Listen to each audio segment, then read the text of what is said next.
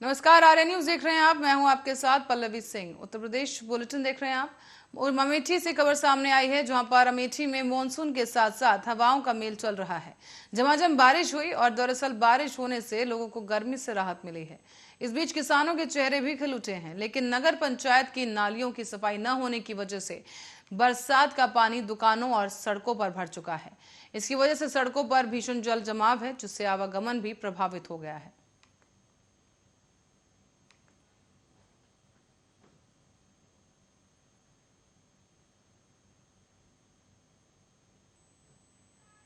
खबर फतेहपुर से है, जहां तेज रफ्तार ट्रक ने पिकअप में टक्कर मार दी है।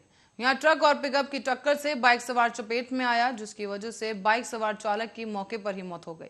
बताया जा रहा है कि पिकअप में सवार 4 लोग भी गंभीर रूप से घायल हो गए हैं और मौके पर पहुंची पुलिस ने घायलों को इलाज के लिए हॉस्पिटल में भर्ती कराया है।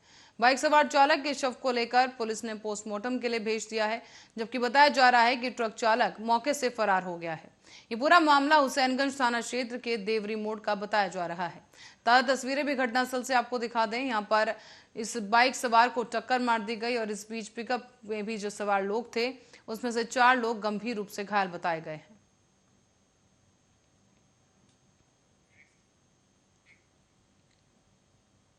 और रुक करेंगे अगली खबर का। मामला फतेहपुर जनपद के बकेवर थाना क्षेत्र के सुजावलपुर का है। यहाँ पर ई रिक्शा के पलटने से 14 वर्षीय बच्चे की मौके पर ही मौत हो गई। बताया जा रहा है कि बंसौली गांव में अंकुश कुमार के बेटे कृष्ण प्रताप अपनी दादी और माताजी के साथ देवमई में अपने निजी कार्य के लिए गए थे। इस दौरान सुजावलपुर गांव में सड़क के किनारे अचानक ई रिक्शा पलट गया और इस दौरान 14 वर्षीय बालक की मौके पर ही मौत हो गई। ये देखते ही ग्रामीणों की भीड़ भी जुट गई और सूचना मिलते ही पीआरवी भी मौके पर पहुंच गई। इस बीच पुलिस ने मौके पर पहुंचकर जो घायल बच्चा था और उसके शव को भर्ती कराया है और इसके साथ ही पोस्टमार्टम किया जा रहा है। फिलहाल पुलिस इस पूरे मामले की जांच पड़ताल में जुटी है।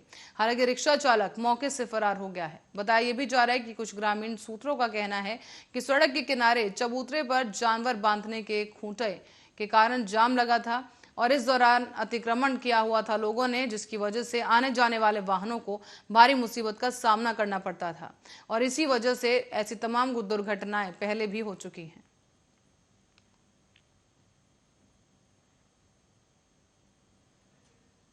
और रुक करेंगे अगली खबर क्या, जो कानपुर देहात से सामने आई है। कानपुर देहात में अकबरपुर में क्षेत्राधिकारी और थाना प्रभारी, थाना ग्राम प्रधान समेत संभ्रांत लोगों को बुलाकर थाने में शांति व्यवस्था को लेकर अहम बैठक की गई है। सभी ग्राम प्रधानों से अपनी अपनी ग्राम पंचायतों में अग्निपथ की भ्रांतियां, जुमे की नमाज को लेकर सांप्रदायिक सद्भाव, आपसी सौहार्द बनाए रखने के लिए अपील की गई। इस बीच गांव के युवा छात्र छात्रा अफवाहों से दूर रहें। कहा गया है कि ग्रामीण इलाकों में शांति व्यवस्था को कायम रखें। साथ ही साथ क्षेत्राधिकारी जनपद कानपुर देहात की कोतवाली अकबरपुर में सभी ग्रामीणों के साथ मिलकर और ग्राम प्रधानों ने भी अपने क्षेत्र में जागरूकता की शपथ ली है। आपको बता दें कि इस दौरान जिलाधिकारी के दौरान शपथ दिलाई गई और कहा गया कि अपने अपने क्षेत्रों में शांति और सौहार्द बनाए रखें। खबर अब आगरा से है, जो आगरा में ताजनगरी में हरियाली के नाम पर न सिर्फ जनता से छल किया जा रहा है, बल्कि सरकार को गुमराह भी किया जा रहा है। ताजनगरी में 4 साल में करीब 10 करोड़ के वृक्षारोपण कार्य करवाए गए, लेकिन जमीनी स्तर पर हरियाली नजर नहीं आई। नगर निगम आगरा ने इस साल में गाजियाबाद की सरन एंड कंपनी को 2.5 करोड़ का टेंडर दिया, जिसमें फर्म को शहर में ट्री गार्ड के साथ साथ 10,000 पौधे लगाने थे और साथ ही 3 साल तक उनका रखरखाव भी करना था। लेकिन फर्म की कार्रवाई शुरू से ही सवालों के घेरे में रही। आलम यह है कि शहर के अधिकारी और अधिकतर क्षेत्रों में कहीं भी ट्री गार्ड टूटे पड़े हैं तो कहीं पौधे ही गायब हैं, जबकि नगर निगम अधिकारी फर्म का भुगतान रोकने के दावे कर रहे हैं। हालांकि इसी साल मार्च महीने में फर्म को करीब 84 लाख रुपए का भुगतान हुआ है और अब तक फर्म को करीब 6.5 करोड़ का भुगतान हो चुका है। ऐसे में सवाल ये उठता है कि जिस फर्म का कार्य संतोषजनक नहीं है, उसी फर्म को काम और भुगतान क्यों दिया जा रहा है। तो सवाल ये भी उठता है कि सूबे के मुखिया योगी आदित्यनाथ प्रदेश को हरियाली युक्त करने के लिए प्रयासरत हैं और आगरा में मुख्यमंत्री की मंशा को ही पलीता लगाया जा रहा है। ऐसे लोगों पर कब कार्रवाई होगी, और यह सवाल उठना लाजमी है। भी कहा हमारे यहाँ पर कोई भी कार्य का भुगतान तभी होता है जब वो कार्य पूर्ण तरीके से हो और उसमें हम लोगों को संतुष्टि हो। कोई भी चीज़ आपके माध्यम से या हमारे स्वतः संज्ञान से या कोई शिकायत से सामने आती है तो उस हिसाब से हम लोग संबंधित के विरुद्ध कार्यवाही भी करते हैं। जहाँ तक वृक्षारोपण का सवाल है तो वृक्षारोपण में जहाँ भी जिस भी फर्म के विरुद्ध कमियाँ पाई गई थी उनको समय समय पर दंडित किया गया है और वार्निंग लेटर्स भी हम लोगों ने दिए हैं।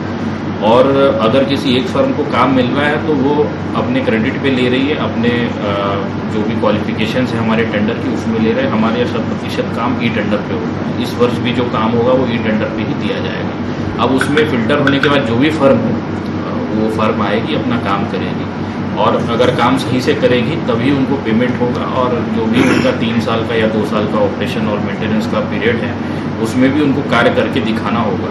सेम चीज एग्जिस्टिंग कॉन्ट्रैक्टर के साथ। और इस बीच केसरगंज से खबर सामने आई है जहां बीजेपी सांसद बृजभूषण शरण सिंह ने राहुल गांधी पर जोरदार हमला किया। उन्होंने कहा कि राहुल गांधी की मानसिकता है कि वो खुद को इस देश का राजकुमार समझते हैं। ईडी ने उनको पूछताछ के लिए भी बुलाया था लेकिन उनके समर्थक सड़कों पर उतर आए। वो देश के संविधान को चैलेंज करते हैं। उनका यही नहीं पता है कि एक दिन उनको ईडी बुलाएगा तो उन्हें जाना ही पड़ेगा। इस मौके पर बीजेपी सांसद ने अग्निपथ योजना की भी तारीफ की और कहा कि ये सबसे अच्छी योजना है। बीजेपी सांसद ने अग्निपथ योजना की तारीफ करते हुए कहा कि इससे मिलती जुलती योजना इजराइल और रूस में भी चलाई जा रही है। फर्क सिर्फ इतना है कि यहाँ पर ट्रेनिंग के बाद पैसा देना पड़ता है लेकिन वहां पर ट्रेनिंग के दौरान पैसा नहीं मिलता और हर नागरिक को ट्रेनिंग लेना अनिवार्य होता है। उन्होंने ये भी कहा है कि जो लोग अग्निपथ योजना का विरोध कर रहे हैं ये वही लोग हैं जो किसान आंदोलन और शाहीन बाग के पीछे थे, जिन्होंने सर्कल स्ट्राइक और कोरोना वैक्सीन पर भी सवाल खड़े किए थे।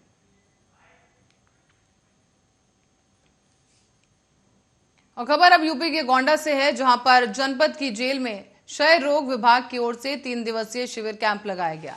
इस दौरान जेल में बंद कैदियों के स्वास्थ्य की जांच की गई और इनमें कई ऐसे मरीज निकले हैं जिनमें रोगों की पुष्टि हुई है। इनमें से कुछ कैदियों में टीबी की पुष्टि हुई तो कुछ कैदियों में HIV की पुष्टि हुई है और कुछ कैदी HIV पॉजिटिव पाए गए हैं। इसके बाद से जेल प्रशासन में हड़कंप मच गया। जिला जेल में क्षमता से अधिक कैदियों को निरुद्ध करने के लिए लगातार बीमारियां बढ़ने का सिलसिला जारी है। जिला कारागार में जांच, इलाज और निगरानी के अभाव की वजह से ये बीमारियां फैल रही हैं और क्षय रोग विभाग की टीम ने जब जिला कारागार में शिविर लगाकर कैदियों की जांच की तो 811 बंदी और कैदियों की जांच की गई है। इसमें से करीब 8 कैदियों में HIV की पुष्टि हुई है, साथ ही साथ उन्हें TB की भी पुष्टि हुई। जिला कारागार में 8 बंदी HIV पॉजिटिव पाए गए तो वहीं कैदियों में HIV पॉजिटिव के साथ साथ TB रोग की भी पुष्टि हुई है।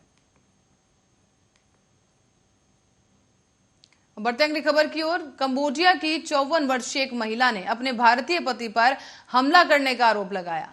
पुलिस ने महिला की शिकायत पर प्राथमिकी दर्ज कर जांच शुरू कर दी है। बताया जा रहा है कि कंबोडिया की यह महिला अपने पति के साथ नोएडा में रहती थी। पुलिस को दी गई शिकायत में महिला ने अपने पति से उसके सोने, चांदी और हीरे और प्लैटिनम के सारे आभूषण लूट लिए हैं और इसी को लौटाने की अब मांग वो कर रही है, जिसकी कीमत करीब 20,000 अमेरिकी डॉलर यानी कि लगभग 1.5 करोड़ रुपए बताई गई। बता दें आपको कि कंबोडिया की यह महिला अमारा होक है, जिसने अपनी शिकायत में दावा किया है कि उसने अंकुर गांधी से जुलाई 2015 में एक मंदिर में हिंदू रीति रिवाज के साथ शादी की थी, लेकिन अभी तक उनके कोई संतान नहीं है। महिला ने यह भी कहा कि वो दोनों एक दूसरे को पिछले 10 सालों से जानते थे।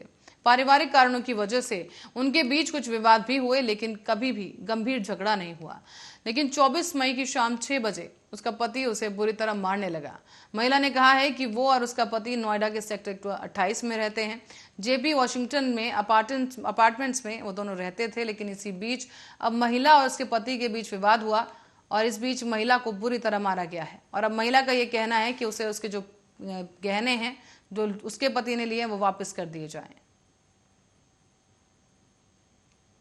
और यूपी के फतेहपुर से खबर सामने आ रही है जहां एक खौफनाक घटना सामने आई। दरअसल यहां पर एक अकेली नाबालिग किशोरी के साथ उसके पड़ोस के रहने वाले युवक ने रेप की वारदात को अंजाम दिया। रेप की इस घटना से आहत होकर किशोरी ने जहरीला पदार्थ खा लिया है और सुसाइड कर लिया। तो वहीं इस घटना से आहत होकर अपनी जान देने वाली नाबालिग की मां की माने तो आरोपी घर में अकेला पाकर उसके साथ रेप की वारदात करने घर में घुसा। बेटे को देखकर आरोपी मौके से फरार हो गया और रेप की इस घटना से आहत होकर किशोरी ने जहर खा लिया है। इसके बाद युवती की हालत बिगड़ता देख परिजन आनन फानन में उसे उपचार के लिए कानपुर ले गए, लेकिन इसी दौरान रास्ते में उसकी मौत हो गई है। घटना की सूचना पाकर मौके पर पहुंची पुलिस ने शव को पोस्टमार्टम के लिए भेज दिया और जांच पड़ताल शुरू की। आपको ये भी बता दें कि यूपी के फतेहपुर में घटी इस रेप की घटना से आहत होकर इस नाबालिग ने जहर खाया था और ये पूरी घटना तब घटी जब नाबालिग अपने घर पे अकेली थी और लड़की को अकेला पाकर पड़ोस का ही रहने वाला एक युवक इस वारदात को अंजाम देने के लिए घर में घुस आया। और रुक करेंगे आगरा का, जहां शराब का सेवन ताजमहल परिसर में किया जा रहा है। ये व्यवस्था संभालने वाले शराबी शराब का सेवन कर रहे हैं। आपको बता दें कि ताजमहल परिसर के डस्टबिन में शराब की कुछ बोतलें पड़ी मिली हैं, जिससे काफी सवाल खड़े हुए। इसमें सबसे बड़ा सवाल ये कि आखिर कड़ी सुरक्षा होने के बावजूद ताजमहल के अंदर शराब की ये बोतल कैसे पहुंची। पूछा यह भी जा रहा है कि इससे बड़ा सवाल ये कि हाई सिक्योरिटी जोन में आखिर कैसे शराब और धूम्रपान का सामान पहुंच सकता है। देखिए, पहले तो वो विदेशी महिला नहीं है, वो यही मणिपुर की भारत की एक लड़की है, 10 या 11।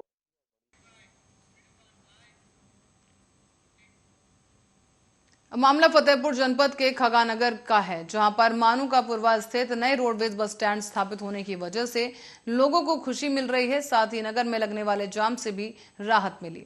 खागानगर रोडवेज बस स्टैंड में यात्रियों को पूरी सुविधाएं उपलब्ध होने से यात्री खुश दिखाई दिए। रोडवेज बस स्टैंड में यात्रियों को हर समय ठंडा पानी पीने के लिए और बैठने के लिए सीट, शौचालय के लिए तमाम सुविधाएं प्रोवाइड की गई हैं। साथ ही साथ आपको बता दें कि बस स्टैंड में फतेहपुर परिवहन विभाग द्वारा एक बाबू की नियुक्ति भी की गई, जो बसों का संचालन नियमित करवा रहा है। साथ ही यात्रियों को यात्रा के समय किसी भी प्रकार की अगर समस्या होती है तो उस समस्या का निराकरण भी इसी शख्स के द्वारा किया जाता है।